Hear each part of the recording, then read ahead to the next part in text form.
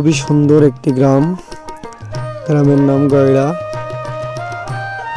এটা বেনাপোল থেকে 5 কিলোমিটার ভিতরে দক্ষিণে, কাগজপুকুর থেকে 3 কিলোমিটার একটু কম দক্ষিণ দিকে।